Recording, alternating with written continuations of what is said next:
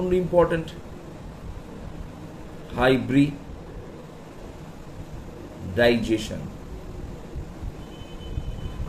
Hybridization আজকে start করব। তো প্রথম হচ্ছে ভ্যালেন্স বন্ড তত্ত্বটা একটু ত্রুটিপূর্ণ হলো, কারণ এর সাহায্যে H2O এর গঠন ব্যাখ্যা করতে গিয়ে দেখা গেল জলের অণুর মধ্যে এই বন্ডটা 90 ডিগ্রি হওয়া উচিত ছিল, কিন্তু পরবর্তীকালে দেখা গেছে যে এই বন্ড অ্যাঙ্গেলটা 104 ডিগ্রির কাছাকাছি হচ্ছে, 104.5 ডিগ্রি। সুতরাং এছাড়াও মিথেন এর বন্ডিং এর ব্যাখ্যা আর পাওয়া গেল না। কিরকম বলছে, মিথেনের আমরা 4টে যে হাইড্রোজেন সিগমা বন্ডের সাহায্যে কার্বনের সাথে যুক্ত হয়েছিল, তো দেখা গেছে যে প্রথম সিগমা বন্ডটা 2s এর সাথে s এর, তারপরের সব সিগমা বন্ডগুলো p এর সাথে 2p এর সাথে s এর। তাহলে এইভাবে দেখা গেল যে 4টে বন্ড এর মধ্যে কিছু বন্ড s এর সাথে s এর এবং কিছু বন্ড p এর সাথে s এর হওয়ায় বন্ডের চরিত্র বিভিন্ন হওয়া উচিত ছিল, কারণ এখানে অরবিটালের ওভারল্যাপ ভিন্ন ভিন্ন হয়েছে। তোরা মিথেনের গঠনটা নিজেরাই করে দেখতে পারিস, যেমন ভাবে মিথেনের গঠন করেছিলাম, কার্বন একটা করে, 2 হাইড্রোজেন, 3টে 4টে হাইড্রোজেন লিখে তোরা এটা করতে পারিস, করে দেখবি এই বন্ডগুলো কিন্তু সবগুলোর প্রকৃতি এক নয়। তাহলে যেহেতু এদের মধ্যে ওভারল্যাপিং অফ অরবিটাল আলাদা হয়ে যাচ্ছে, তাই এদের কিন্তু বন্ড স্ট্রেংথ আলাদা হওয়া উচিত ছিল, কিন্তু বাস্তবে দেখা গেছে প্রত্যেকটা সিগমা বন্ড যেহেতু হোমোজেনাস মানে একই রকমের, তো সেহেতু এদের প্রত্যেকটারই বন্ড স্ট্রেংথ এক হওয়া উচিত। এই সব কারণের জন্য ভ্যালেন্স বন্ড তত্ত্বর ত্রুটির জন্য হাইব্রিডাইজেশন তত্ত্ব এলো, এর ত্রুটিগুলোকে মুক্ত করার জন্য। একে ছেড়ে কিন্তু এ নয়, এর উপর সাহায্য করে হাইব্রিডাইজেশন। হাইব্রিডাইজেশনের একটা গল্প বলি ফার্স্টে। গল্পটা আমরা আগেও বলেছিলাম একবার বোধহয় টেনে। ধরে নে তোরা এ বি সি ডি, আমি হাইব্রিডাইজেশন পরে আসছি, আগে গল্পটা বুঝিনি। 4টে বন্ধু আছি, 4টে বন্ধু ঠিক করলি একদিন যে আমরা টিফিনে, এরা খুব ভালো বন্ধু। ভালো বন্ধু মানে এদের এনার্জি লেভেল হয় সমান, এনার্জি লেভেল মানে শক্তি স্তর, শক্তি স্তর হয় সমান হবে বা প্রায় সমান হবে। ব্যাপারটা বুঝে নিচ্ছি আমি, ব্যাপারটা আমি একটু পরে বোঝাবো। সমান বা প্রায় সমান মানে কি? মানে হচ্ছে যাদের মধ্যে দেখবি বন্ধুত্ব থাকে, একজন এনার্জি লেভেল মানে বিরাট রাগী, কথায় কথায় ঝগড়া করে, আর একজন খুব শান্ত, তাদের মধ্যে দেখবি কিন্তু বন্ডিং হবে না, মানে তাদের মধ্যে বন্ধুত্ব হবে না। তাই যারা দেখবি বন্ধুত্বের মধ্যে বন্ধনে দীর্ঘদিন আবদ্ধ থাকে, তাদের মোটামুটি এনার্জি লেভেল সমান হয়। ঝগড়াটি হলে সবাই ঝগড়াটি, শান্ত হলে সবাই শান্ত, এও কম্প্রোমাইজ করে ও কম্প্রোমাইজ করে, মানে মোটামুটি সমান হতে হবে। একবারে সমান তো সবসময় হয়তো হয় না, কিন্তু প্রায় সমান হতে হবে। এবার হাইব্রিডাইজেশন হচ্ছে এরা প্রত্যেকজন যে টিফিন এনেছে সেগুলো তাদের নিজস্ব অরবিটাল, অর্থাৎ এ এনেছে ধরে নিচ্ছি মুড়ি, এ এনেছে চপ, এ এনেছে চানাচুর, আর এ এনেছে বিভিন্ন ধরনের মশলাটা, পেঁয়াজ, আদা, মশলা লিখে রাখছে। তাহলে এদের প্রত্যেকজনের জিনিস কিন্তু আলাদা আলাদা, কিন্তু এরা সবাই যখন একসঙ্গে বন্ধুত্ব করে একসঙ্গে ঝালমুড়ি বানাবে, কজন বন্ধু আছে স্যার? 4 জন। কজন কি দিয়েছে? কেউ একটু কম বেশি দিতে পারে, কারণ বলেছিলাম শক্তি সমান বা প্রায় সমান। দেখা গেল যে চপ দিয়েছে তার দামটা হয়তো একটু বেশি, যে মুড়ি দিয়েছে তার দামটা একটু কম, কিন্তু তাহলেও আমরা প্রায় সমান ধরে নিচ্ছি বলেই এটাকে হাইব্রিডাইজেশন করাতে পারছি, মানে মিলন করাতে পারছি। কিভাবে না, এই মুড়ি, চপ, চানাচুর এবং মশলাকে ভালো করে মিশিয়ে একটা ঝালমুড়ি তৈরি করা হবে। এবার আমরা বলতে পারবি ঝালমুড়িটা তৈরি করার পর সেই ঝালমুড়িটার নাম কি হবে? মুড়ি চপ, না চানাচুর মুড়ি, না মশলা মুড়ি? কি হবে স্যার? মুড়িটার নাম হবে অ্যাকচুয়াল, আমরা ঝালমুড়ি বলি, কিন্তু নাম হবে মুড়ি চপ চানাচুর মশলা মুড়ি। মুড়ি, এই চপ চানাচুর মশলা মুড়ি, মানে 4টের নামই কিন্তু তার মধ্যে থাকবে, তবে তার প্রকৃত নাম করা গেল। কি কথাটা বললাম বুঝতে পেরেছিস তো? একটাকে বাদ দেওয়া যাবে না। এবার বল যে এই মুড়িটা যে তৈরি হলো, চপ, চানাচুর, মশলা মুড়ি, সেই মুড়িটা কটা ঠোঙায় আমরা ভাগ করব? না স্যার 4টে ঠোঙায় ভাগ করব। কেন স্যার? না স্যার 4 জন আছে, 4 জনই কন্ট্রিবিউট করেছে, তাহলে আমরা সেটা 4টে ঠোঙায় ভাগ করব। ভালো করে বুঝে নিচ্ছি কিন্তু, ক্লিয়ার করে। 5টা ঠোঙা করবো না, 3টে ঠোঙা করবো না, 4টেই ঠোঙা করতে হবে। এবং এই যে মশলা মুড়িটা তৈরি হয়েছে, এই মশলা মুড়িটা যখন প্রত্যেকজনকে দেবো, কোথাও কিছু মুড়িটা আলাদা হবে? এখানে কি মুড়ি বেশি হবে, এখানে চপ বেশি হবে? হবে না, সর্বত্রই সমান হবে। তার মানে যে 4টে যে ঠোঙা করেছি, তার 4টে ঠোঙার নাম এ কিন্তু মুড়ি দিয়েছিল, তার মানে একে যেটা দেবো সেটা মুড়ি নয়, সেটার নাম হবে চপ, চানাচুর, মশলা মুড়ি। বি কেও তাই, চপ, চানাচুর, মশলা মুড়ি। সি কেও তাই, ডি কেও তাই। তার মানে যখন তারা মিশ্রিত হয়ে গেল, প্রত্যেকজন সেম অরবাইটাল তৈরি করবে। প্রত্যেকজনের যে মিশ্রণ অরবাইটালগুলোর নাম কি হবে? সেম হবে, এবং তাদের শক্তি একেবারে সমান হয়ে যাবে। আগে প্রায় সমান ছিল, এখন শক্তি একেবারে সমান হয়ে গেল। এই যে মিশ্রণ, এই যে mixing of orbital, mixing of orbital,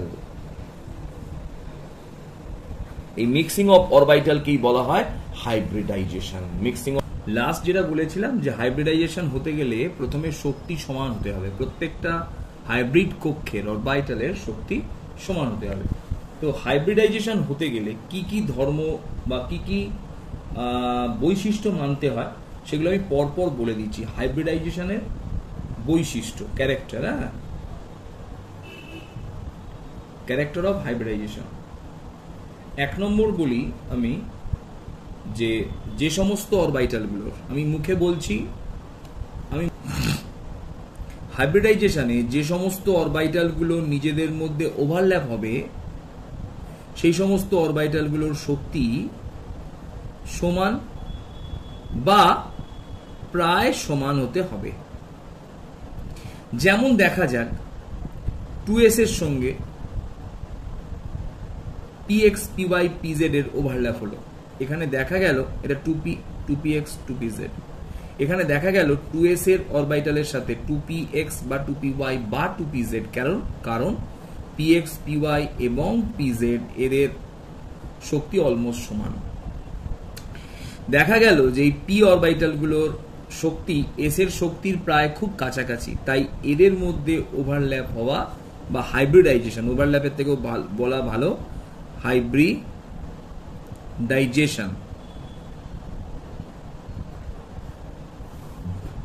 ঘটবে। বোঝা গেল কি বললাম? তার মানে 2s এর সাথে 3p এর কিন্তু হাইব্রিডাইজেশন ঘটবে না, কারণ এদের দুজনের এনার্জি লেভেল, এনার্জির পার্থক্য আছে। 2, হাইব্রিডাইজেশনের সময় যে অরবাইটালগুলোর হাইব্রিডাইজেশন হবে, সেই অরবাইটালগুলো সাধারণত, যে অরবাইটালগুলোর হাইব্রিডাইজেশন হবে তারা সাধারণত হাফ ফিল্ড,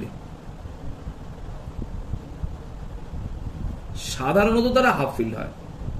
কিছু ক্ষেত্রে এই অরবাইটালগুলো ফুলফিল্ড হতে পারে, আবার কিছু ক্ষেত্রে এমটিও হতে পারে। 3টেই হতে পারে। তো সব থেকে বেশি হওয়ার সম্ভাবনা হাফ ফিল্ডের। এমটি কোথায় হয়? কোঅর্ডিনেট বন্ডে,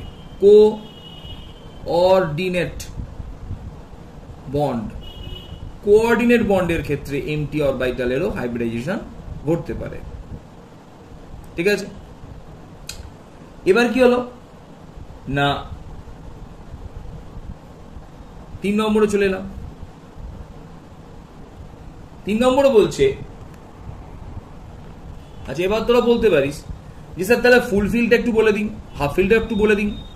হাফ ফিল্ডটা আমি দেখাচ্ছি, তো ফুলফিলটা বলে দিই। লোন পেয়ারের ক্ষেত্রে এই অরবাইটালটা যেহেতু পূর্ণ অবস্থায় থাকে, তাই এরা ফুলফিল্ড। তাই লোন পেয়ার গঠনকারী অরবাইটালগুলো কিন্তু ফুলফিল্ড, যা হাইব্রিডাইজেশন অংশগ্রহণ করে। হাফ ফিল্ডটা আমি বোঝাচ্ছি, হাফ ফিল্ডটাই তো হয়। তো একটুখানি বলে দিই,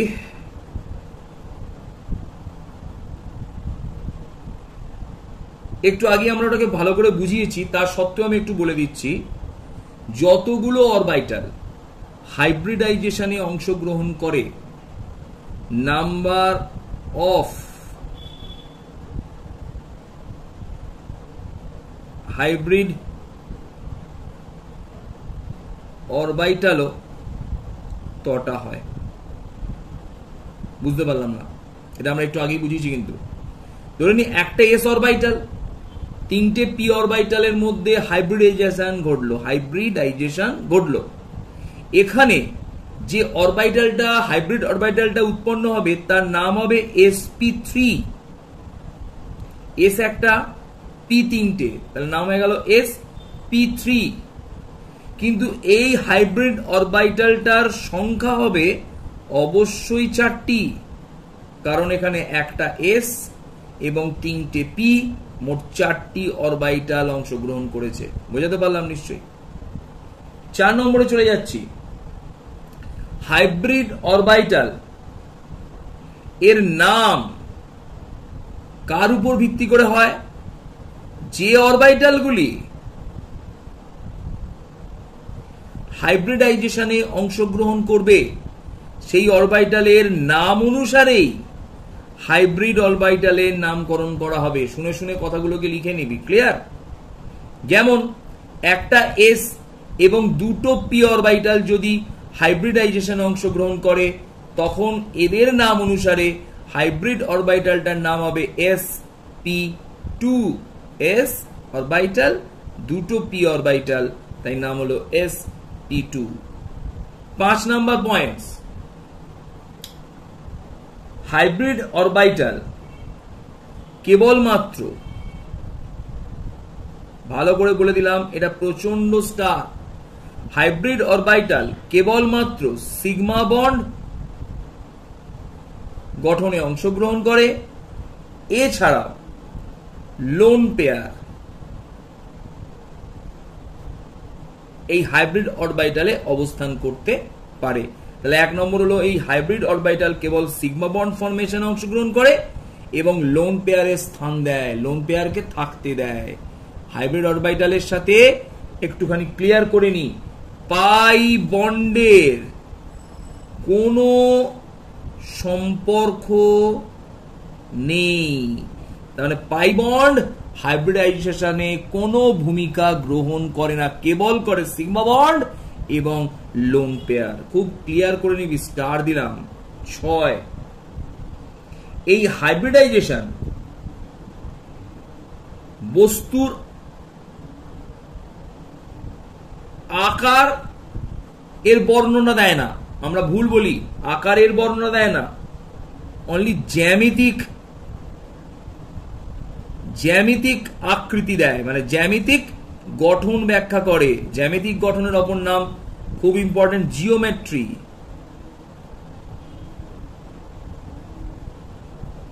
জিওমেট্রিক্যাল স্ট্রাকচার ব্যাখ্যা করে, আকার নয়, অনলি জিওমেট্রি, মানে জ্যামিতিক গঠন, জ্যামিতিক গঠনটা ব্যাখ্যা করতে পারবে। 7 নাম্বার, সমস্ত হাইব্রিড অরবিটালের আকার একটাই, একটা বড় লোব আর একটা ছোট লোব, সমস্ত হাইব্রিড অরবিটাল। এবং এই হাইব্রিড অরবিটাল আঁকার সময় এই ছোট লোবকে অনেক সময় অগ্রাহ্য করা হয়। ক্লিয়ার হয়ে গেল? 8 নাম্বার বলছি, যেমন একটা ছোট্ট একটা কথা বলি, যেমন ধর অ্যামোনিয়ায় আমি আকারটা এইভাবে আঁকছি, পরে বোঝাবো। তাহলে এই লোবগুলোকে দেখলে কি বলবো আমরা? এই লোবগুলোকে আমরা দেখলে বলবো এগুলো অবশ্যই হাইব্রিড অরবিটাল, কারণ এখানে একটা করে লোব আছে। অবশ্যই অ্যাকচুয়াল এটা এরকম ভাবে আঁকা উচিত ছিল।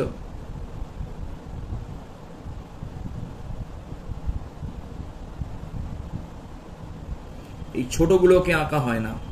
বোঝা গেল? বোঝাতে পারলাম ব্যাপারটা? তো এই হাইব্রিড অরবিটালের সাধারণত আঁকার সময় একটা করে লোব দেখা যায়, তাহলে আমরা সেখান থেকে দেখে হাইব্রিড অরবিটাল বুঝতে পারবো। লাস্ট কথা, এই অরবিটালগুলো এমন ভাবে অবস্থান করবে এই অরবিটালগুলো এমন ভাবে অবস্থান করে যাতে অরবিটালের মধ্যে বিকর্ষণ বলের মান সর্বাপেক্ষা প্রচন্ড ইম্পর্টেন্ট কম হয়। এই ধর্মকে অর্থাৎ এমন ভাবে অবস্থান করবে যারা একটা নির্দিষ্ট দূরত্ব মেনটেন করবে যাতে করে এই হাইব্রিড অরবিটালগুলোর মধ্যে বিকর্ষণ বলের মান সর্বাপেক্ষা কম হয়। এই ধর্মই এদের জিওমেট্রি তৈরি করতে সাহায্য করে। হাইব্রিডাইজেশন ব্যাপারটা কি একটু জেনে নি, আগে ব্যাখ্যাটা একটু জেনে নি হাইব্রিডাইজেশন ব্যাপারটা কি। তো দেখা যাক মিথেনের যদি হাইব্রিডাইজেশন দেখানো হয় তো মিথেন কিভাবে হাইব্রিডাইজেশন করবে। তো হাইব্রিডাইজেশন সবসময় সেন্ট্রাল অ্যাটমের দেখানো হয়, হাইব্রিডাইজেশনটা সেন্ট্রাল অ্যাটমের দেখানো হয়। তার উপর ভিত্তি করে যেগুলো প্রান্তীয় অ্যাটম আছে তাদের সঙ্গে যুক্তকরণটা বোঝানো হয়। কিরকম? ফার্স্টে সেন্ট্রাল অ্যাটম কার্বন, হাইড্রোজেন আছে 4টে। সেন্ট্রাল অ্যাটমের ইলেকট্রন বিন্যাস 1s2 2s2 2p6 2p2, কারণ কার্বনের অ্যাটমিক নাম্বার 6। তো ইলেকট্রন বিন্যাস যদি করি তাহলে দেখব px এ একটা, py এ একটা। আমরা সবসময় জানি যে হাফ ফিল্ড অরবিটালই বন্ধন গঠনে অংশগ্রহণ করে এবং হাইড্রোজেনের 1s1 একটাই হাফ ফিল্ড অরবিটাল আছে। যেহেতু কার্বনের সঙ্গে 4টে হাইড্রোজেনকে যুক্ত হতে হবে তাই কার্বন 4টে আনপেয়ার্ড ইলেকট্রন যুক্ত অরবিটাল তৈরি করতে হবে কার্বনকে। তাই এক্সাইটেড স্টেটে নিয়ে গেলে এখান থেকে একটা ইলেকট্রন এখানে প্রবেশ করে যাবে। তার ফলে দেখা গেল এখানে একটা ইলেকট্রন, পি এ 3টে ইলেকট্রন, 1 2 3। এবার কি হবে না, এই ইলেকট্রনগুলো মিথেন, এই ইলেকট্রনগুলো 4টে হাইড্রোজেনের সঙ্গে যখন যুক্ত হচ্ছিল, হাইড্রোজেন ছিল 1s অরবিটাল, তাহলে এটা ছিল s, এটা ছিল p, এটা ছিল p, এটা ছিল p। তাহলে হাইড্রোজেনের যে 4টে বন্ড তৈরি হবে সিগমা বন্ড, সেই 4টে সিগমা বন্ড কিন্তু ভিন্ন প্রকারের হচ্ছিল। একটা হচ্ছিল sp, এই ss 2s 1s, বাকিগুলো হচ্ছিল 2p 1s 2p 1s 2p 1s। যেহেতু এই সিঙ্গেল বন্ডগুলো সিগমা বন্ডগুলো একই প্রকৃতির তাই ভ্যালেন্স বন্ড তত্ত্ব এখানে কিন্তু কিছুটা ত্রুটি প্রতিপন্ন হলো। তো এখানে কি ঘটনা ঘটে? এবার এলো হাইব্রিডাইজেশন। একটা এস, যেটা একটু বোঝালাম, মুড়ি, চপ, চানাচুর, মশলা, এদের সঙ্গে মিশে গেল এবং অরবিটালের নামের উপর ভিত্তি করেই হাইব্রিড অরবিটালের নাম হবে। তো এখানে যে হাইব্রিড অরবিটালটা তৈরি করবে,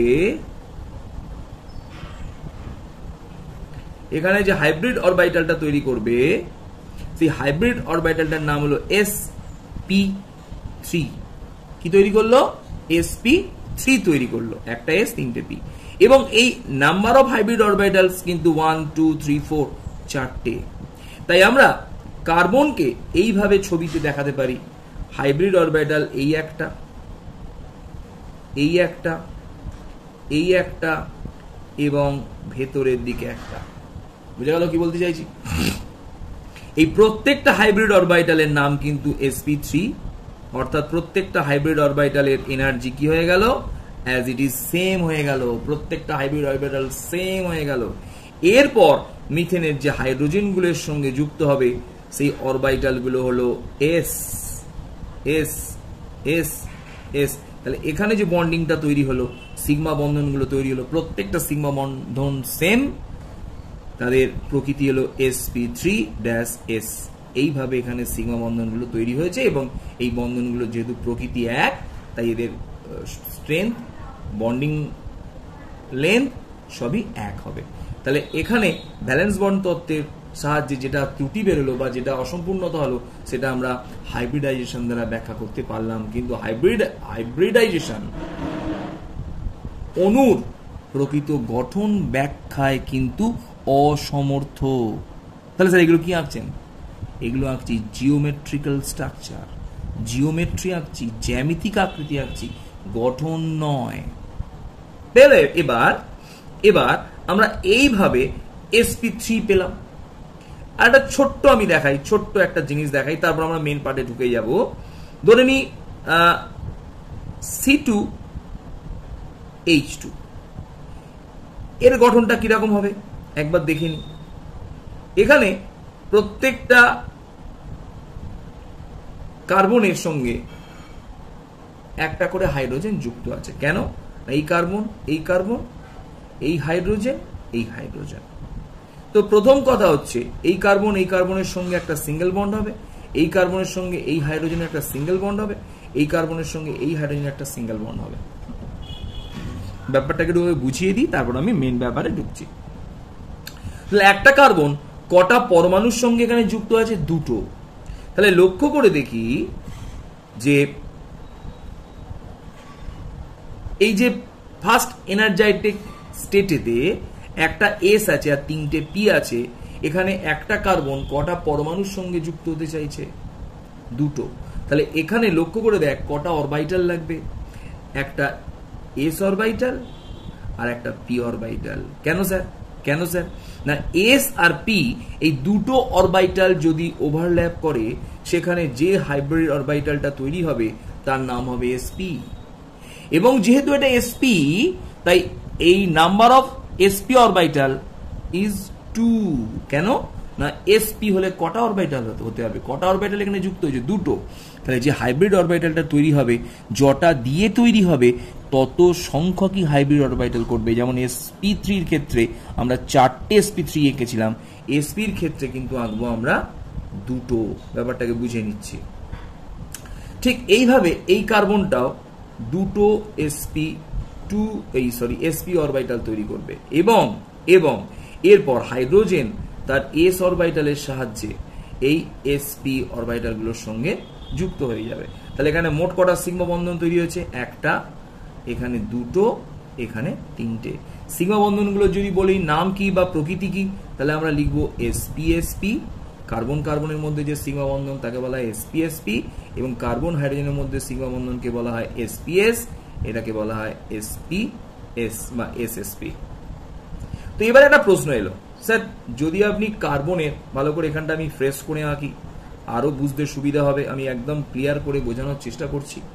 কার্বনের 2s1, 2p, 2p, 2p, এটা তো একটা একটা করে ইলেকট্রন আছে।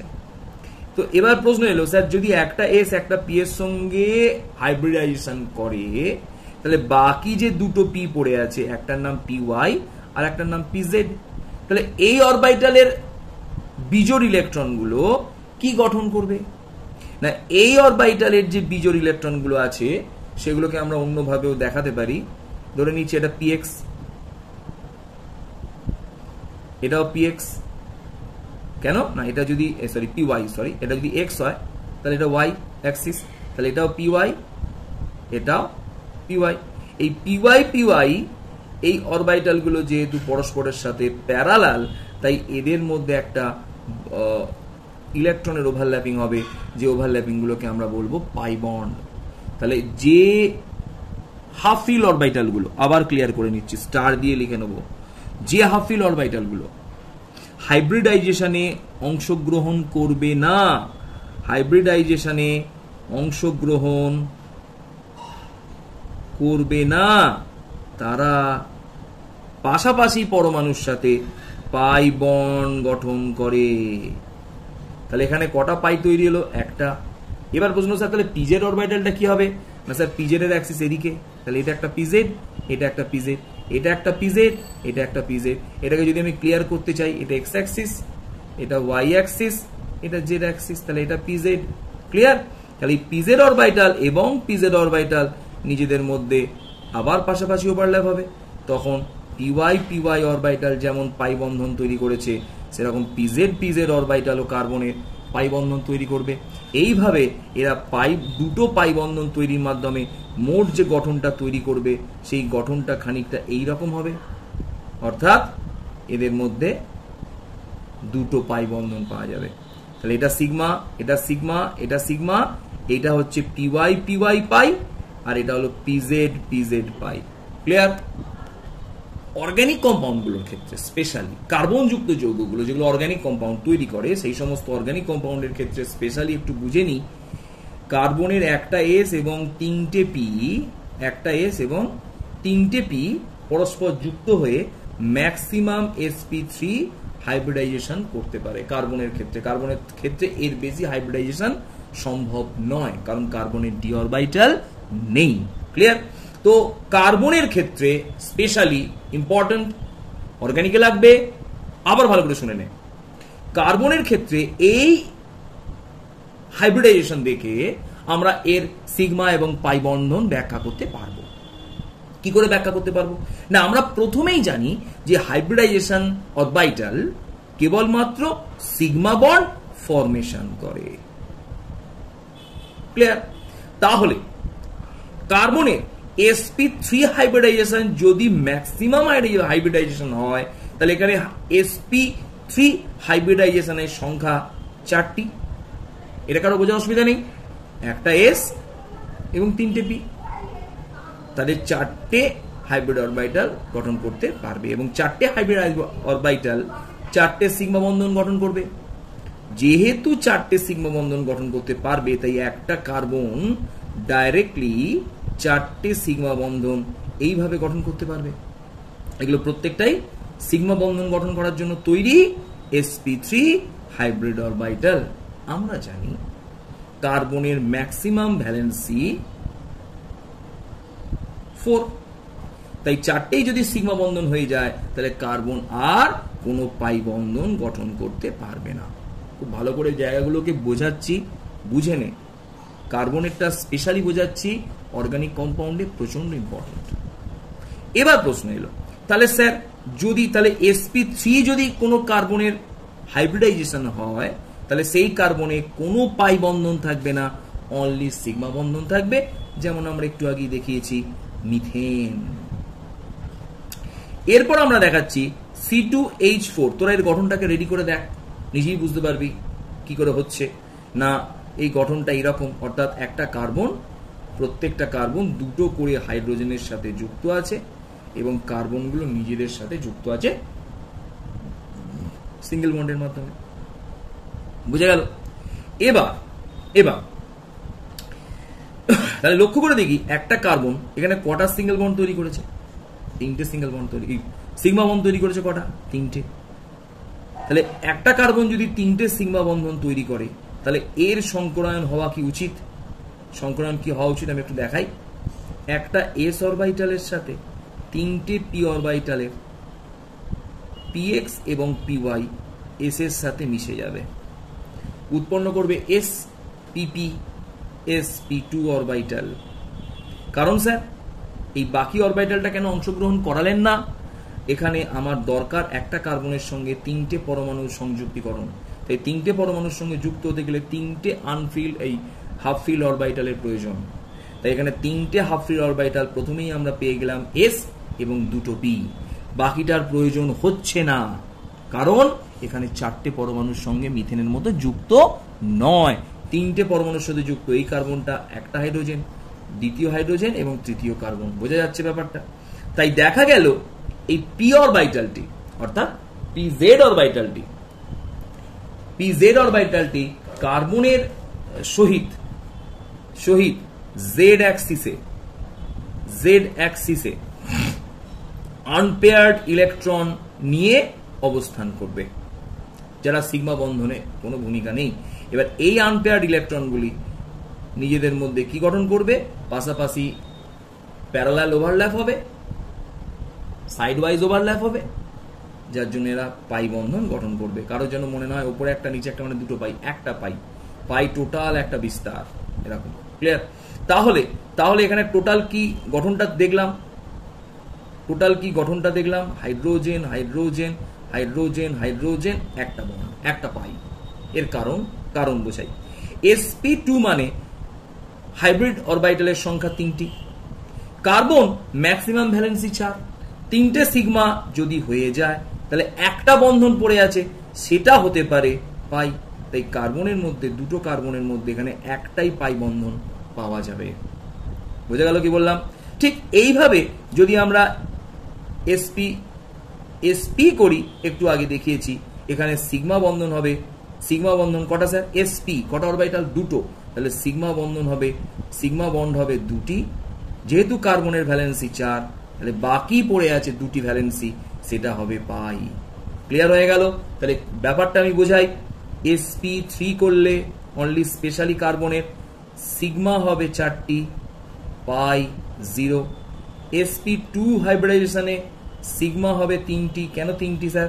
s একটা p 3টে, মোট সংখ্যা 3টি, নাম্বার অফ অরবিটাল 3টি, নাম্বার অফ হাইব্রিড অরবিটালও 3টি। কত হলো তাহলে স্যার? পায়ের সংখ্যা হবে 1টি। কেন? টোটাল যোগ করে সর্বদা 4 করতে হবে, তাই তো? এটা 0। ক্লিয়ার?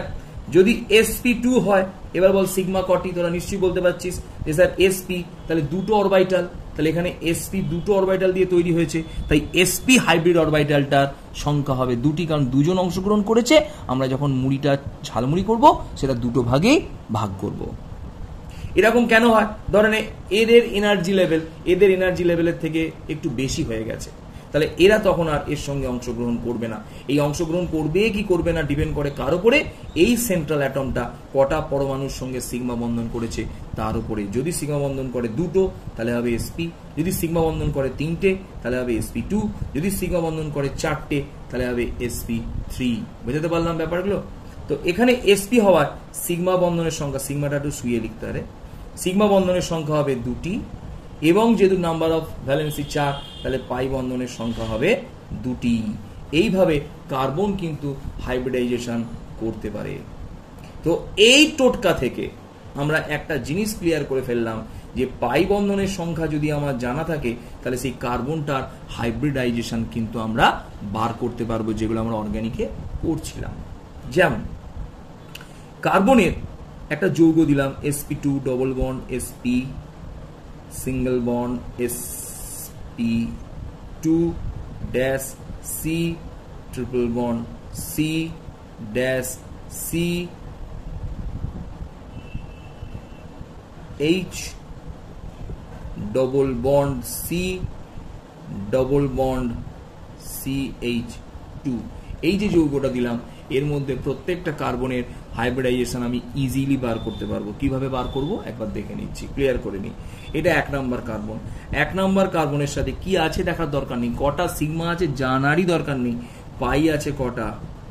প্রথমটা সিগমা, তারপর একটা পাই, তাহলে পাই আছে একটা, তাহলে এর সাথে একটা পাই যুক্ত আছে, তাহলে এটা হচ্ছে সংকরায়ন হবে sp2। একটা পাই থাকলে sp2। এটাই আছে স্যার একটা পাই, এদিকে সিগমা, তাহলে এই কার্বন পরমাণুটাও হবে sp2। এই কার্বন পরমাণুটার সাথে কোনো সিগমা যুক্ত নেই, তাহলে এই কার্বন পরমাণুটা হবে পাই যুক্ত নেই, তাহলে এই কার্বন পরমাণুটা হবে sp3। এই কার্বন পরমাণুর সঙ্গে একটা পাই, দুটো পাই যুক্ত আছে, কারণ তারপর একটা সিগমা, তাহলে এই কার্বন পরমাণুটা হবে sp। নিশ্চয়ই বোঝাতে পারছি? এই কার্বন পরমাণুর সাথেও দুটো পাই, একটা সিগমা, এদিকেও সিগমা, দেখার দরকার নেই কটা সিগমা, দুটো পাই যুক্ত আছে। পাই কিন্তু এই কার্বনের সঙ্গে যুক্ত, আবার এই কার্বনের সঙ্গে যুক্ত, সেটাকেও ধরতে হবে। এও হয়ে গেল sp। এই কার্বনের সঙ্গে একটা পাই বন্ধন যুক্ত আছে, এ হয়ে গেল sp2। এবার স্টারে চলে গেলাম। এই কার্বন পরমাণুর সাথে অনেকে ভাবে স্যার ডবল বন্ড আছে বলে sp2 লিখে ফেলে ভুল করে। এদিকেও পাই বন্ধন একটা, এদিকেও পাই বন্ধন একটা। এই কার্বন টোটাল কটা পাই বন্ধনের সাথে যুক্ত আছে? দুটো। এই কার্বনের সংকরায়ন স্পেশালি হলো sp। ক্লিয়ার হয়ে গেল স্যার? দুটো পাই বন্ধন, এদিকে একটা পাই, ওদিকে একটা পাই, তার মানে ট্রিপল বন্ড থাকলেও হয় sp। একটা পরমাণু, কার্বন পরমাণু যদি দুটো ডবল বন্ডের সাথে যুক্ত থাকে, তাহলেও কিন্তু sp হবে। কথাটা কানে ঢুকিয়ে নিলাম। ট্রিপল বন্ড থাকলেও sp, দুটো ডবল বন্ড থাকলেও কিন্তু sp। ক্লিয়ার হয়ে গেল? বুঝতে পারা গেল? আর এটা তো আমরা একদম ইজি, একটা পাই বন্ধনের সঙ্গে যুক্ত, তাহলে sp2। এইভাবে আমরা কার্বনের হাইব্রিডাইজেশন করতে পারবো। তাহলে কার্বনের হাইব্রিডাইজেশনটা আমাদের অর্গানিকে খুব ইম্পর্টেন্ট ছিল, সেই জন্য কার্বনের হাইব্রিডাইজেশনটা আমরা ফার্স্টে শিখিয়ে দিলাম, এবং হাইব্রিডাইজেশনের কি করে ছবি হয় সেটাও আমি একবার দেখিয়ে দিলাম। তোরা যদি ছোট্ট করে বলিস স্যার এর ছবিটা কিরকম হবে, একটু দেখিয়ে দিই।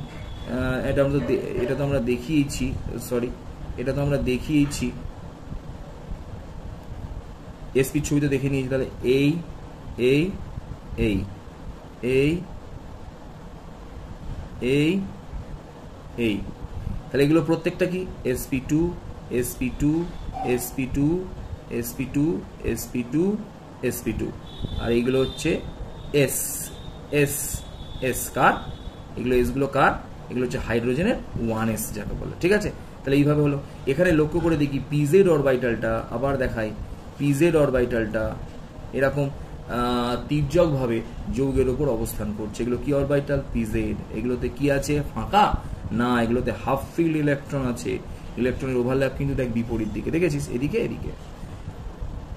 এই হাফ ফিল্ড অরবিটালগুলো পিজের অরবিটাল পরস্পরের সাথে কি গঠন করছে?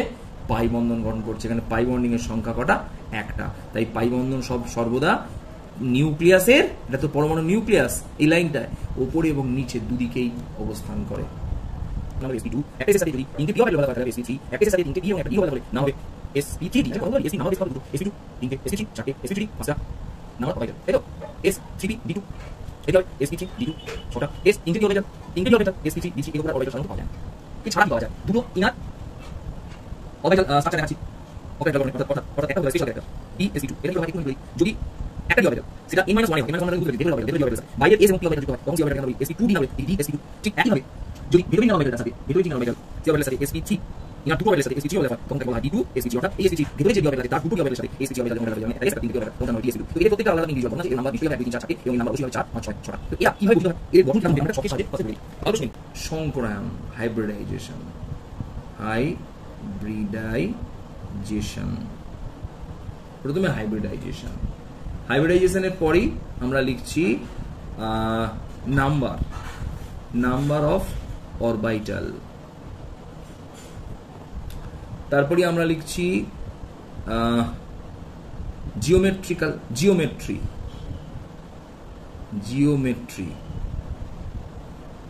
মানে কি?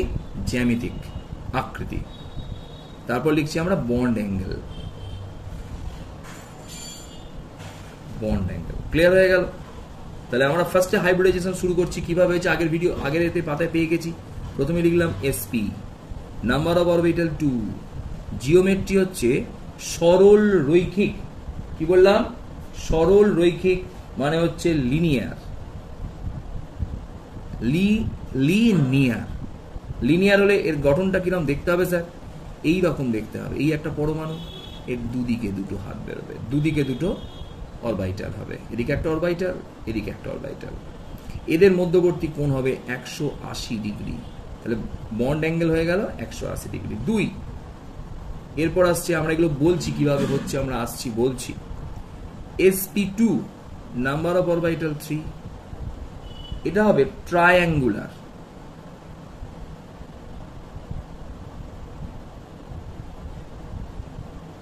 Planner, triangular planner. তার মানে বাংলাটা হচ্ছে সামতলিক ত্রিভুজাকৃতি। গঠনটা কিরকম হবে স্যার? সামতলিক ত্রিভুজাকৃতির গঠন একদম সেম। এখানে একটা কেন্দ্রীয় পরমাণু, এদিকে একটা অরবিটাল, এদিকে একটা অরবিটাল, এদিকে একটা অরবিটাল, মানে একই তলে থাকবে কিন্তু ত্রিভুজাকৃতি। তিনটে ত্রিভুজের মোট কোণ 180, সরি ভুল বলেছি, 270। এই টোটালটা সরি 360 গোটাটা বন্ডিংটা 360। তাহলে এক একটা অ্যাঙ্গেল হবে 120 ডিগ্রি। কি করে হচ্ছে নিশ্চয়ই বুঝতে পেরেছিস? টোটাল রাউন্ড শেপটা 360, তাহলে বাই 3 করলে কত হবে? 120। টোটাল রাউন্ড শেপটা 360 বাই 2 করলে কত হবে? 180।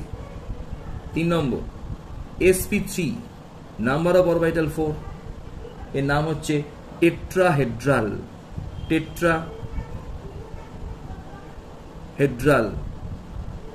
টেট্রাহেড্রাল মানে এর বাংলা নামটা খুব ইম্পর্টেন্ট,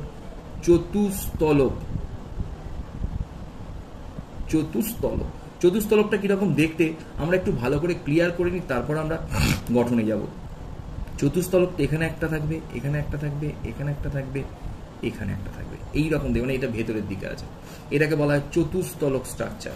এই চতুস্তলকের মধ্যবর্তী কোণ হবে 109 ডিগ্রি 28 মিনিট। আমি চতুস্তলকটার জন্য একটু পজ করছি, আমি 3-4টে পেন আনি, নাহলে বোঝাতে পারবো।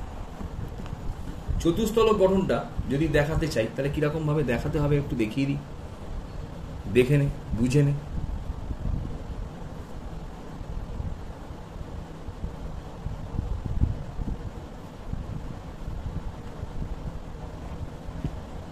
এটাকে বলে চতুস্তলক গঠন।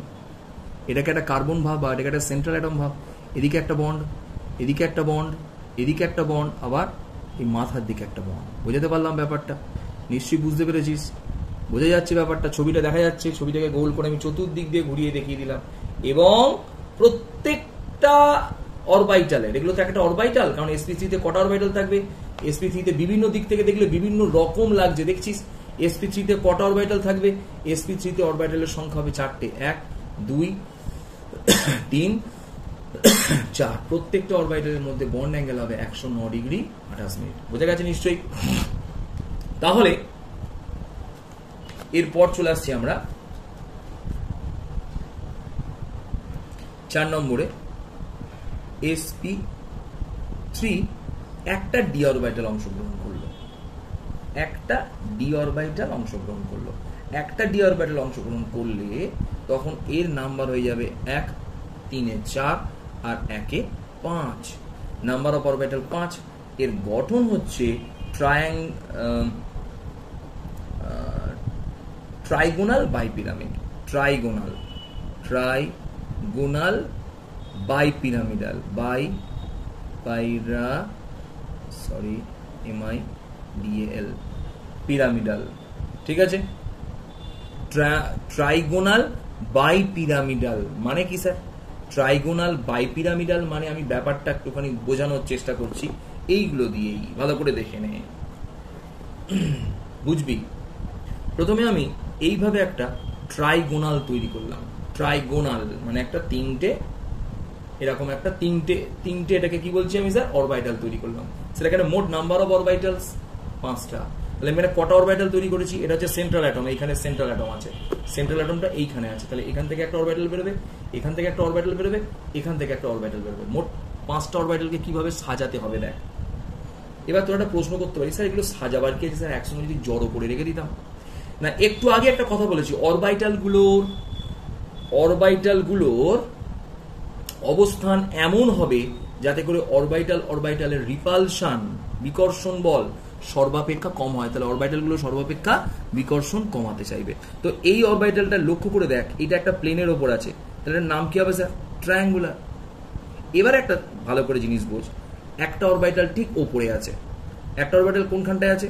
একদম জাস্ট ওপরে, ভালো করে বুঝবি।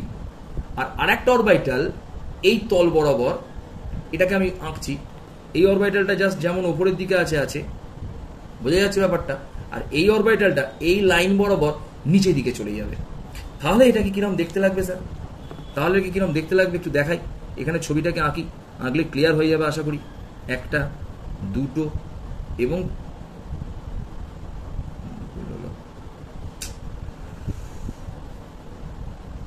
একটা, দুটো, তিনটে।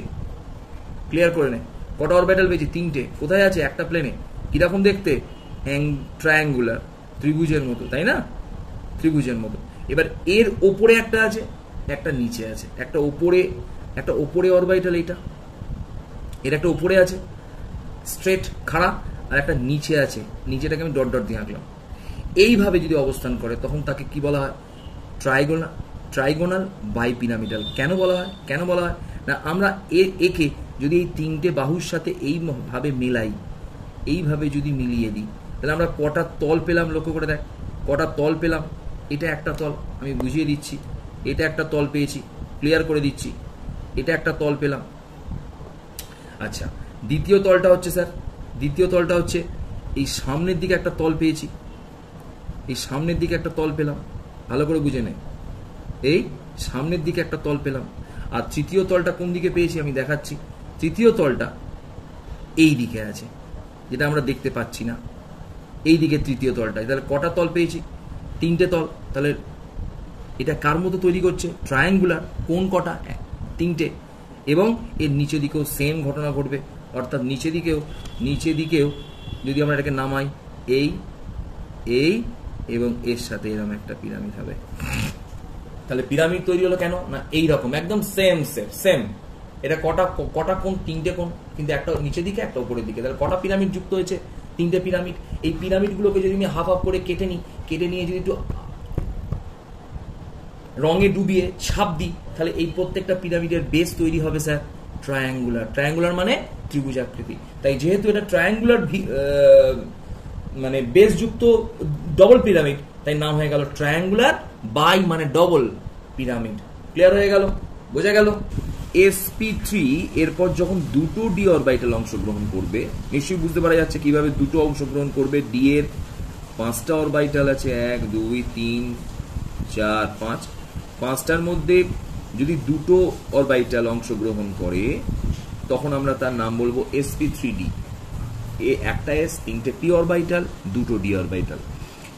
ভিডিও দেখে জিনিসটা ক্লিয়ার হচ্ছে কিনা বলিস, কিন্তু বারবার বলছি নতুন জিনিস, নতুন টপিক। হ্যাঁ, এটা আমি তোদের হাইব্রিডাইজেশন একবার আমি টেনে বলেছিলাম, sp3 sp2 এগুলো বলেছিলাম, কিন্তু বলেছিলাম এক্ষুনি বোঝাবো না। তো এটা একদম নতুন টপিক, বুঝতে কিন্তু পারা যাবে ভালো করে শুনলে। তবু আবার বলে দিলাম, একটা s অরবিটালের সাথে 3টে p অরবিটাল এবং দুটো d অরবিটাল যদি যুক্ত হয়, তখন সেই হাইব্রিডাইজেশনটাকে আমরা বলবো sp3d2। এবং এর নাম্বার তাহলে কটা হাইব্রিড অরবিটাল তৈরি করবে? একটা, 3টে, 4টে প্লাস দুটো, মোট 6টা। তাহলে নাম্বার অফ অরবিটাল কত হবে? 6। নাম্বার অফ অরবিটাল কত লিখলাম? এর 5 ছিল, এর 6। এর গঠনটা কিরকম হবে? এর গঠনটা হবে অষ্টতলকাকার। অষ্টতলকাকার মানে হচ্ছে গঠনটা আমি একবার দেখিয়ে দিই, ক্লিয়ার করিয়ে দিই। হ্যাঁ, এরকম একটা স্পেস, এখানে সেন্ট্রাল অ্যাটমটা থাকবে, এই একটা হাত, এই একটা হাত, এই একটা হাত, এই একটা হাত, 4টে হাত, উপরে একটা হাত, নিচে একটা হাত। এইভাবে মানে এটা একটা প্লেন, একটা স্কোয়ার প্ল্যানার যাকে বলা হয়, প্লেন, তার উপরে একটা, নিচে একটা। এখানে যেমন 3 দিকে 3টে ছিল, তার উপরে একটা, নিচে একটা। এটা 4 দিকে 4টে, উপরে একটা, নিচে একটা। এটার নাম হলো এই যে গঠনটার নাম হলো অষ্টতলকাকার, বা এর নাম আমি নামের তলায় লিখছি, তোরা কিন্তু ছকটাকে এইভাবেই তৈরি করবি। হ্যাঁ, অষ্টতলকাকার, বা এটার নাম হচ্ছে অক্টাহেড্রাল। কি বললাম? অক্টাহেড্রাল। হেড মানে হচ্ছে হেড টু হেড বলে না, মাথা। হেড্রাল শব্দ থেকে আসছে, অক্টাহেড্রাল।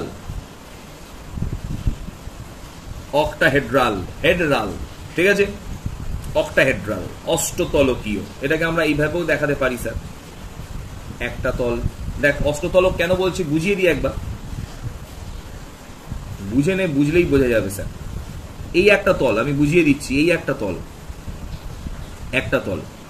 এই সাইডে একটা তল, বোঝা যাচ্ছে? এই সাইডে একটা তল, আর পেছনে একটা তল। তাহলে একটা তল, দুটো তল, 3টে তল, আর পেছনে এই তলটা গোটাটা, বোঝা যাচ্ছে? পেছনের তলটা। মোট কটা তল? 4টে তল। তাহলে ওপরেও 4টে তল, নিচেও কটা তল হবে? ঠিক একইভাবে কটা তল হবে? 4টে তল হবে। তাহলে ওপরেও 4টে তল, নিচেও 4টে তল, ওই জন্য 4টে মোট 8টা তল বলে নাম হয়ে গেল অক্টা, মানে 8টা, হেড্রাল মানে তল। ঠিক আছে? অক্টাহেড্রাল। ক্লিয়ার হয়ে গেল? তো এই অক্টাহেড্রাল যে গঠনটা আমি যেটা দেখালাম, এখানে অ্যাঙ্গেলগুলো কি কি হবে? ট্রাইগুলার বাইপিরামিডের কিন্তু অ্যাঙ্গেলগুলো আমি বলে দিয়েছিলাম, তো এখানে আরেকবার ক্লিয়ার করে দিই। এই 3টে অ্যাঙ্গেলের মধ্যে প্রত্যেকটা অ্যাঙ্গেল হবে 120 ডিগ্রি। তাহলে 120 ডিগ্রি হচ্ছে 3টে অ্যাঙ্গেল, আর ওপরের অ্যাঙ্গেলটা আর নিচের অ্যাঙ্গেলটা হচ্ছে 90 ডিগ্রি। তাহলে 90 ডিগ্রি করে হবে দুটো অ্যাঙ্গেল। 120 ডিগ্রি করে আছে 3টে অ্যাঙ্গেল, আর 90 ডিগ্রি করে আছে দুটো অ্যাঙ্গেল। ক্লিয়ার করিয়ে দিলাম ব্যাপারটা। কেন না, কোনো তলের ওপর যখনই কোনো লম্ব থাকবে, সেটা লম্বের সাথে কিরকম কোণ তৈরি করবে? 90 ডিগ্রি। তাহলে এই কোণটা এইটার সাথে 90 ডিগ্রি, এইটাও এইটার সাথে, প্লেনটার সাথে 90 ডিগ্রি করবে। এবং একটা প্লেনে থাকা 3টে অরবিটাল, এগুলো কিন্তু এক একটা অরবিটাল। ক্লিয়ার? অরবিটাল, এই একটা অরবিটাল আর নিচে একটা অরবিটাল। ছবিটা নিশ্চয়ই বোঝানো যাচ্ছে, বুঝতে পারছিস বোধহয়? তাহলে এই তিনটে অরবিটাল পরস্পর 120 ডিগ্রি, ওপরের সাথে নিচের অরবিটালটা ওই প্লেনের সাথে 90 ডিগ্রি। ঠিক একইভাবে এখানে লক্ষ্য করে দেখ, এই চারটে অরবিটালই একটা প্লেনে থাকা, একটা প্লেনের মধ্যে থাকা, ধরে নি এইরকম একটা প্লেনের মধ্যে থাকা চারটে অরবিটালই পরস্পর কত হবে রে? 90 ডিগ্রি। এবং ওপরে যেটা আছে সেটাও এর সাথে কত হবে? এই প্লেনটার সাথে 90 ডিগ্রি, এবং নিচে যেটা আছে সেটাও হবে এই প্লেনটার সাথে 90 ডিগ্রি। তাহলে এর সমস্ত অ্যাঙ্গেল, অক্টাহেড্রালের সমস্ত অ্যাঙ্গেলের তলায় লিখবো অনলি 90 ডিগ্রি। এই মতো করে কটা অ্যাঙ্গেল তৈরি হবে? 6টা। এখানে হয়েছে 5টা অ্যাঙ্গেল, এখানে হচ্ছে 6টা অ্যাঙ্গেল। বোঝা যাচ্ছে ব্যাপারটা? বুঝতে পারছি? আস্তে আস্তে বুঝতে পারছি। ঠিক আছে, এবার আমরা চলে আসছি, এটা 4 নাম্বার ছিল, এটা 5 নাম্বার ছিল, এটা 6 নাম্বারে চলে এলাম। 6 নাম্বারের লাস্ট sp3d3, তার মানে ডি অরবিটালে যখন 3টে অরবিটাল, হ্যাঁ একটা কথা একটু বলে দিই, অবশ্যই এখানে যে দুটো ডি অরবিটাল অংশগ্রহণ করবে তার মধ্যে একটা ডি অরবিটাল হচ্ছে এক্স স্কোয়ার ওয়াই স্কোয়ার, আর একটা হচ্ছে জেড স্কোয়ার। তার মানে একটা d x square y square আর ডি জেড স্কোয়ার, এই দুটো অরবিটাল অংশগ্রহণ করে। ঠিক আছে, x y, y z, z এক্সটা নয়, কিন্তু এটা কনভেনশন। ঠিক আছে, এখানে ডি এর কটা অরবিটাল অংশগ্রহণ করলো? একটা, দুটো, তিনটে অরবিটাল অংশগ্রহণ করবে। এবং এখানে কিন্তু এই তিনটে অরবিটালের মধ্যে একটা ডি এক্স ওয়াই, একটা ডি ওয়াই জেড, একটা ডি এক্স জেড বা জেড এক্স, এইভাবে তিনটে অরবিটাল এখানে অংশগ্রহণ করবে। এবং এদের নাম্বার অফ অরবিটাল এসে একটা, বোঝাতে পারছি নিশ্চয়ই? তোরা নিশ্চয়ই এতক্ষণ বলে দিতে পারবি। পি অরবিটাল 3টে, ডি অরবিটাল 3টে, মোট নাম্বার অফ অরবিটাল হবে 7টা। তাহলে আমরা অরবিটালের নাম্বারের জায়গায় কত লিখলাম? 7 লিখলাম। অরবিটালের জায়গায় কত লিখলাম? নাম্বারটা ছকটা করলেই বুঝতে পারবি, 7। এর গঠনটা কিরকম হবে? এর গঠনটা দেখানোর আগে আমরা ফার্স্টে এর নামটা দেখে নিই। এটাকে বলা হয় পঞ্চকোণীয় দ্বিপিরামিডীয়, নাম হচ্ছে পেন্টাগোনাল। ইংরেজিটা অনেক সোজা। পেন্টাগোনাল মানে 5টা গণ, পেন্টাগোনাল বাই পিরামিড, বাই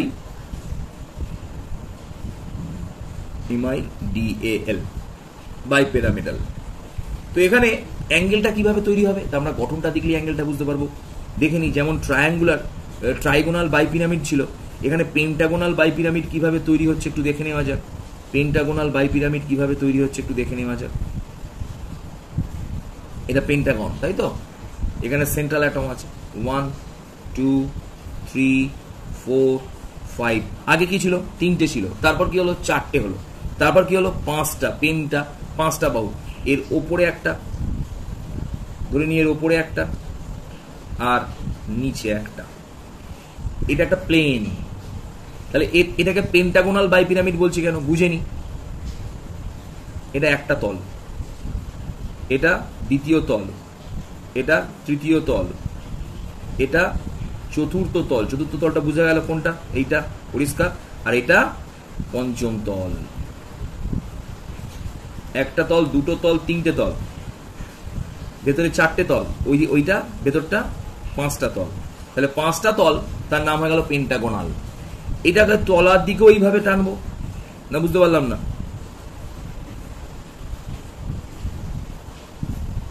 তলার দিকে ওইভাবে টানবো, ছবিটা বোঝা যাচ্ছে? ছবিটা বোঝা যাচ্ছে নিশ্চয়ই? তাহলে তলার দিকে ওইভাবে টানবো। তাহলে এখানে 5টা বাহু, তাহলে এখানে 5টা বাহু কিরম করে আছে? এইরকম 5টা বাহু, 5টা আঙুলের সঙ্গে 5টা আঙুল, 5টা বাহু পরস্পর সাথে এরকম দুদিক থেকে যুক্ত হয়েছে, তাই এটার নাম হয়ে গেল পেন্টাগোনাল। এগুলো অ্যাকচুয়াল পেন্টাগোনাল পিরামিড, দুটো পিরামিড পরস্পরের সঙ্গে যুক্ত আছে, নাম হয়ে গেল পেন্টাগোনাল বাই পিরামিড। ক্লিয়ার করে নিলাম। এবার যদি আমরা এর ছকটাকে খুব ক্লিয়ার করে দেখি, এরকম দেখি, তাহলে এখানে 1টা 2টো 3টে 4টে 5টা। তাহলে এবার লক্ষ্য কর, 360কে যদি 5 দিয়ে ভাগ করি কত হবে? সম্ভবত 72 ডিগ্রি হচ্ছে। তাহলে প্রত্যেকটা অ্যাঙ্গেল কটা হবে? 72 ডিগ্রি। 72 ডিগ্রি অ্যাঙ্গেল কটা তৈরি হবে? 1টা 2টো 3টে 4টে 5টা। তাহলে 5টা অ্যাঙ্গেল তৈরি হবে 72 ডিগ্রি। আর ওপরের অ্যাঙ্গেলটার সাথে প্লেনটার কত হবে স্যার? এটা লম্ব 90 ডিগ্রি। নিচেরটার সাথেও, অরবিটালটার সাথেও কত হবে? প্লেনটার সাথে 90 ডিগ্রি। কেন? তাই প্লেনটার ওপর এইটা লম্ব এইদিকে, আর একটা প্লেনটার তলা থেকে একটা বেরিয়েছে লম্ব এইদিকে। বোঝা গেল ব্যাপারটা? তাহলে 90 ডিগ্রি কিন্তু হবে দুটো। তাহলে এখানে যে 7টা অরবিটাল, তাদের মধ্যে 5টা অরবিটাল পরস্পরের সাথে 72 ডিগ্রি অ্যাঙ্গেল করবে, এবং দুটো অরবিটাল প্লেনের সাথে, অনলি প্লেনের সাথে প্লেনের সাথে 90 ডিগ্রি করে অ্যাঙ্গেল তৈরি করবে। বোঝা গেল? তাহলে অসুবিধা হলো না? তাহলে এইভাবে আমরা সাধারণ যে অরবিটালগুলো হয় তার গঠন এবং তার অ্যাঙ্গেল বলে দিলাম। গঠন কিন্তু নয়, অনলি জিওমেট্রি বললাম। যে নাম্বার তাদের গঠনের তফাৎ নেই, কিন্তু ডি অরবিটালগুলো ভেতরের ডি অরবিটাল, অর্থাৎ এই সমস্ত sp3d3, sp3d2, sp3d এই সমস্ত সংকরায়নগুলোকে বলা হয় হাইব্রিডাইজেশন বা ডি অরবিটাল হাইব্রিডাইজেশন। অর্থাৎ আমরা যখন একটু বলি sp3d2 এই যে গঠনটা তৈরি হয়েছে অক্টাহেড্রাল, এই গঠনটা তৈরি হয়েছে। এই গঠনটাকে আমরা কি বলি একটু বলি। যেহেতু ডি অরবিটালটা বাইরের, মানে এর সাথে বাইরের কক্ষে, তার নাম হয়ে গেল আউটার অরবিটাল অক্টাহেড্রাল। এর গঠনটার নাম কি হলো স্যার? Outer orbital octahedral. কিন্তু কখনো কখনো যখন ডি অরবিটাল ভেতরের দিকে অবস্থান করে, অর্থাৎ d2 sp3 এই রকম গঠনে অংশগ্রহণ করে, তখন এর নাম একটু বলে দিই। তখন এটা কিভাবে হয় একটু আগে আমরা আগের দু একটা আগের ভিডিও আমরা আলোচনা করে দিয়েছিলাম, তো একটুখানি বলে দিই। একটা এস, একটা পি, তো তিনটে পি তো বটেই, এন এস এন পি, আর ডিটা হবে n-1 এর d2, দুটো ডি অরবিটাল। অর্থাৎ এটা যদি 4 হয় বা এটা যদি 5 হয়, 5s 5b, এটা হবে 4d। বুঝিয়ে দিলাম। অর্থাৎ এই অরবিটালগুলো কিন্তু একই অরবিটাল হবে, অর্থাৎ dxy dz স্কয়ার। তখন যেহেতু এই ডি অরবিটালগুলো ভেতরের কক্ষের, মানে এটা যে বহিস্থ কক্ষের তার ভেতরের কক্ষের, তখন এটার নাম, তখন এর যে গঠন, এর গঠন কিরকম হবে, এর নাম্বার কিরকম হবে, অ্যাজ ইট ইজ এক। কার সাথে এক? sp3d2 এর সাথে সমান। গঠনও সমান, নাম্বার অফ অরবিটাল সমান, অ্যাঙ্গেলও সমান, শুধু এদের তখন নাম হবে ইনার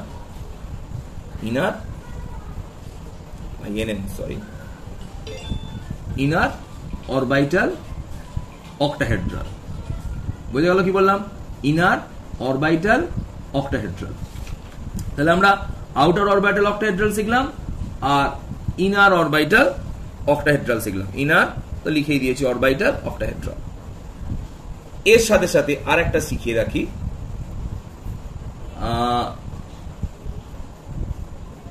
d2sp3 হলো, আর একটা হতে পারে dsp2, খুব রেয়ার, dsp2, অর্থাৎ একটা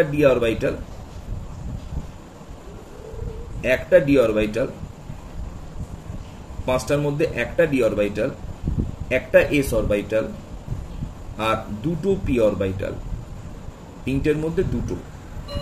এইভাবে যখন অরবিটালগুলো তৈরি হবে, এবং মনে রাখতে হবে এটা যদি এনএস হয়, এটা যদি এনপি হয়, দুটো অরবিটাল, ডিটা কিন্তু হবে n-1d। এটা এর গঠনটা পুরোপুরি একটু আলাদা। এর গঠনটা সবার থেকে একটু আলাদা। এর গঠনটা হচ্ছে স্কয়ার প্ল্যানার। বলে দিই গঠনটা কেমন। স্কয়ার প্ল্যানার, এটা একদম নতুন গঠন, একটু আলাদা। অর্থাৎ এটা আমরা খানিকটা sp3 মতো ভাবতে পারবো। sp3 গঠনটা ছিল টেট্রাহেড্রাল, এটা হচ্ছে স্কয়ার প্ল্যানার। অর্থাৎ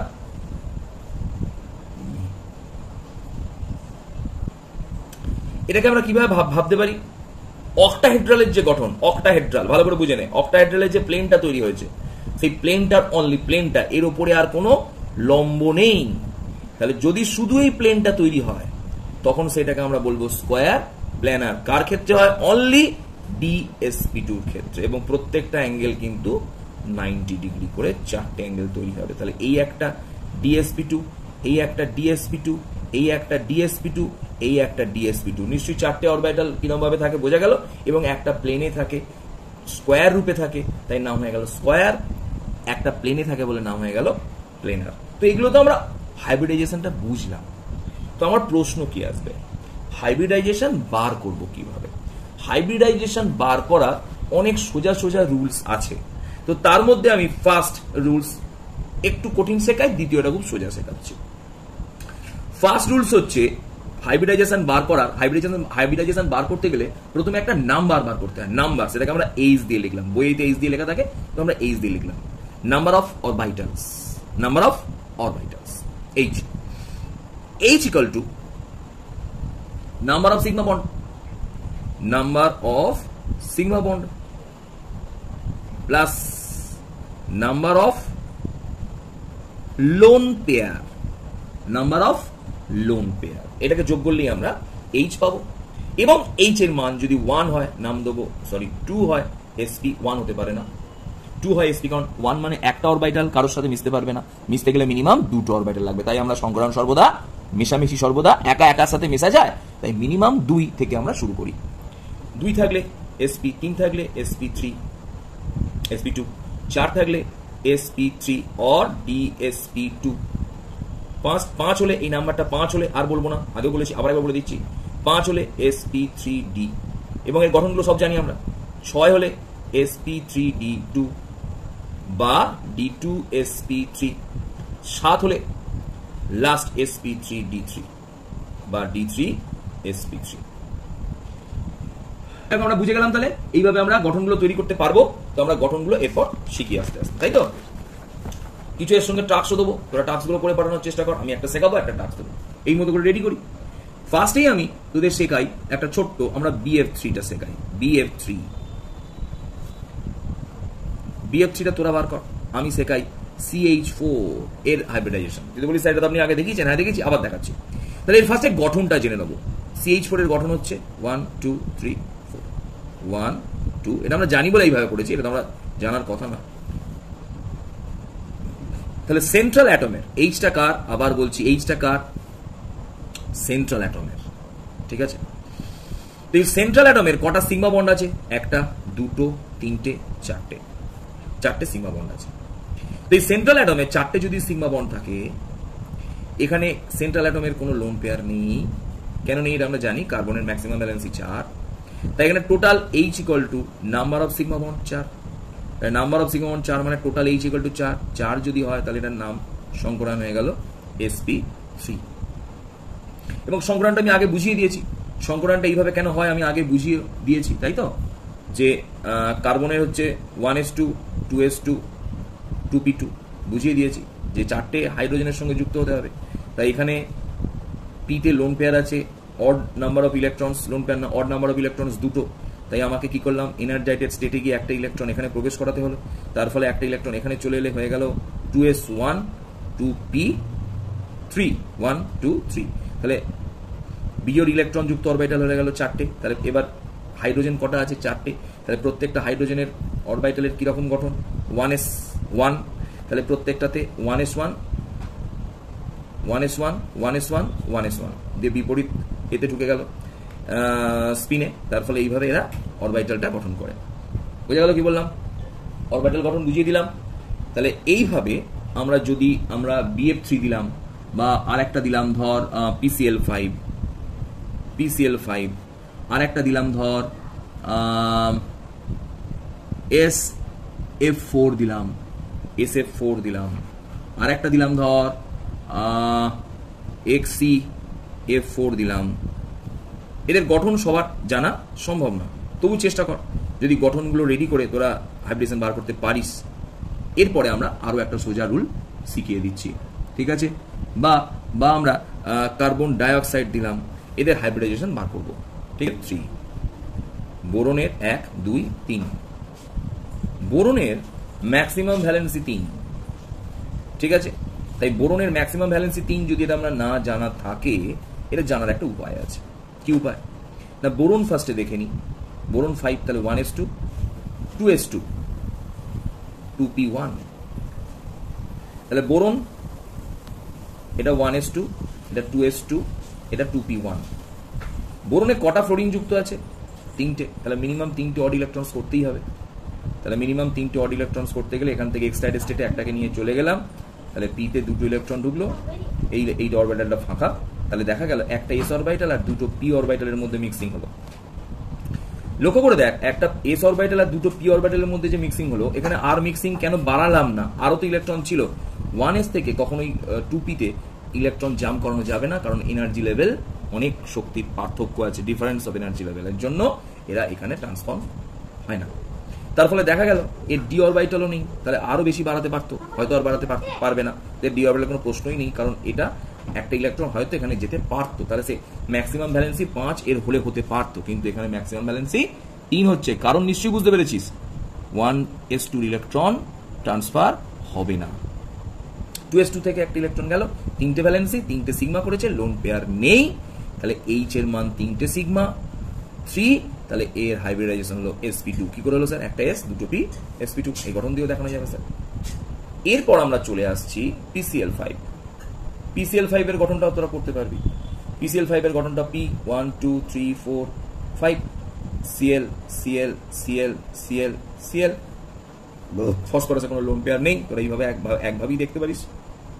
phosphorus 15, 1s2 2s2 2p6 3s2 3p3 15 হয়ে গেল 15। তো এবার প্রশ্ন হলো স্যার, তাহলে এর তো ডি অরবিটাল আছে, ফসফরাসের আছে, তাহলে আমরা 3s2টাকে ভালো করে আঁকি। 3s2-তে কটা ইলেকট্রন আছে? দুটো। 3p-তে কটা ইলেকট্রন আছে? 3p3 3টে ইলেকট্রন আছে। তাহলে এখানে সাধারণ অবস্থায় অড ইলেকট্রন কটা? 3টে। কিন্তু পরমাণু যুক্ত আছে কটা? 5টা। তাহলে আমাকে মিনিমাম অড ইলেকট্রন করতে হবে কটা? 5টা। এর লক্ষ্য করে দেখ, যেহেতু 3 অরবিটাল খুলে গেছে, এগুলো আমরা পরমাণু গঠনে বুঝেছিলাম, এর কিন্তু 3D ফাঁকা অবস্থায় আছে ফাঁকা। তাই আমরা এখান থেকে একটা ইলেকট্রন এখানে ট্রান্সফার করাতে পারি ফার্স্ট এক্সাইটেড স্টেটে। তার ফলে ইলেকট্রন বিন্যাসটা নিশ্চয়ই হয়ে যাবে। আমি আর এইভাবে সবগুলো কিন্তু বোঝাবো না, অনেক ভিডিও বাড়বে, তোরা নিশ্চয়ই বুঝতে পারবি। তাহলে হয়ে গেল 3s1 একটা ইলেকট্রন, একটা 3p3,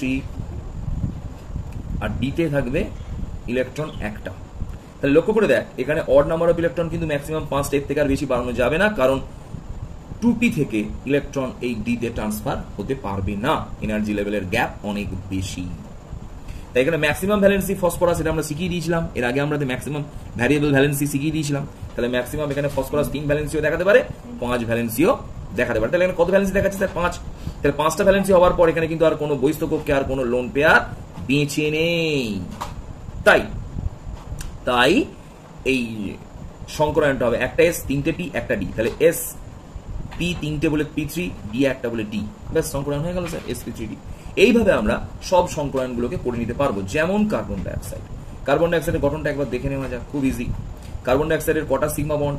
যেটা আমরা জানি, গঠনটা আমরা জানি, তাহলে আর কিছু জানার দরকার লাগে না। সিগমা বন্ড দুটো, পাই বন্ড দুটো। প্রথমেই একটা কথা বলি, পাই বন্ড সংকরায়নে কোনো অংশগ্রহণ করে না। পাই বন্ড ফরমেশন কিভাবে হয় আমি আগে দেখিয়ে দিয়েছি।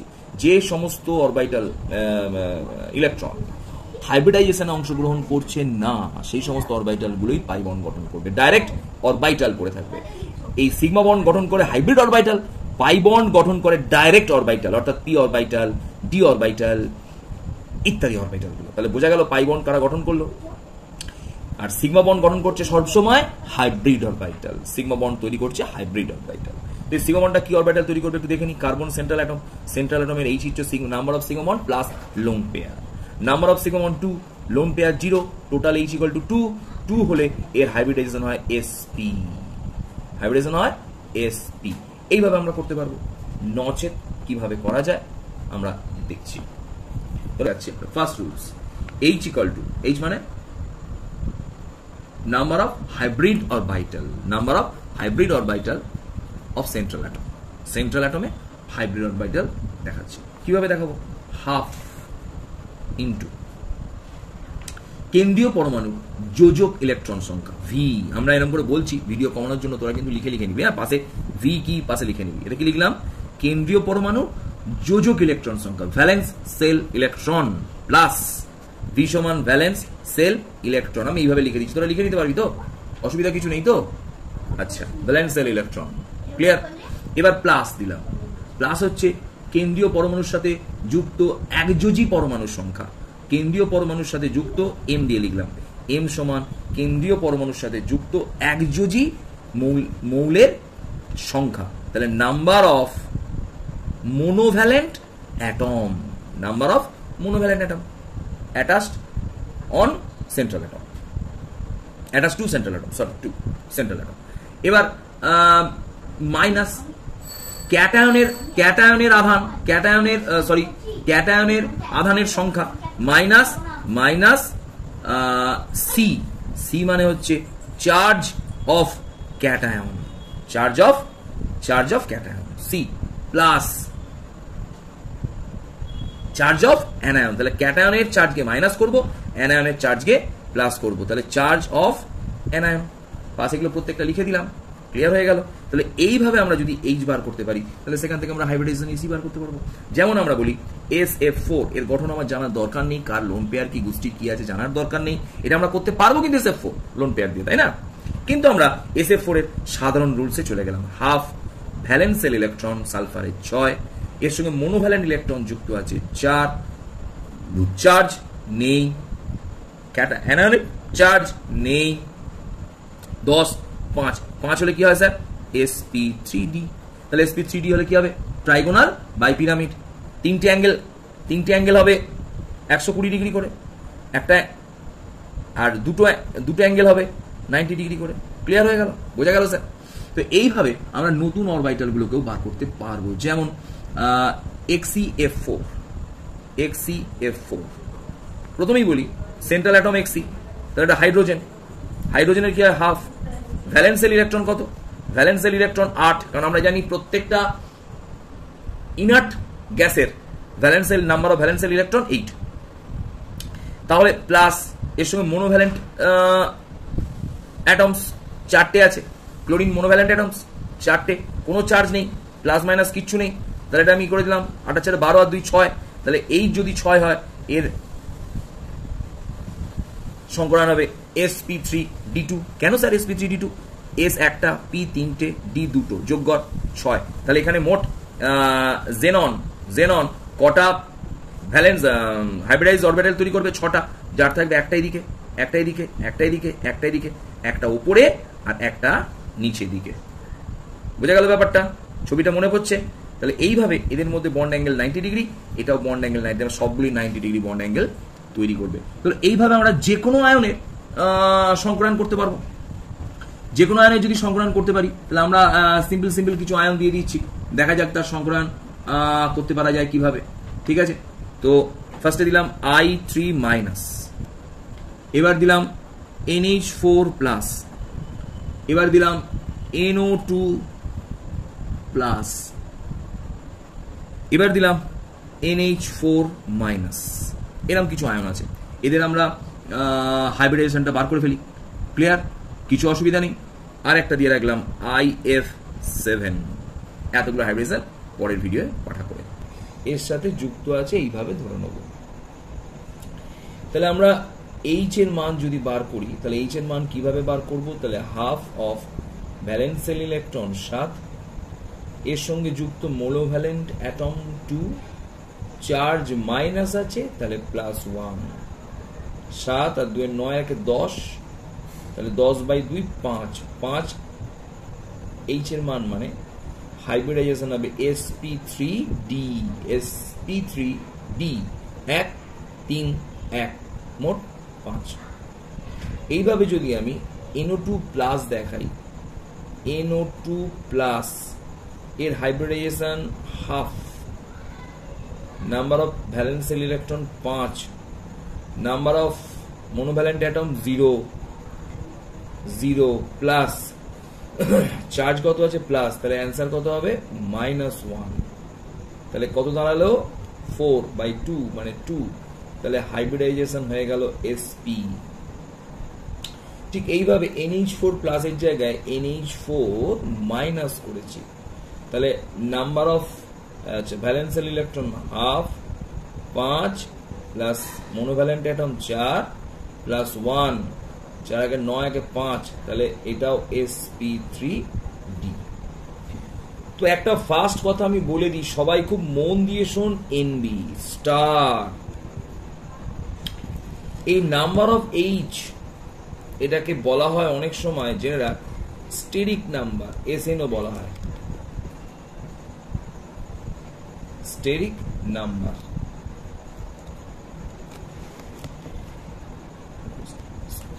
স্টেরিক নাম্বার বলা হয়। তো অ্যাকচুয়াল হাইব্রিডাইজেশন এই এইচ এর উপর ডিপেন্ড করে, এবং এই এইচ ডিপেন্ড করে দুটো জিনিসের উপর, number of bond pair plus number of lone pair. তাহলে এই এইচটা ডিপেন্ড করে লোন পেয়ার এবং বন্ড পেয়ারের উপর। এবং এই হাইব্রিডাইজেশন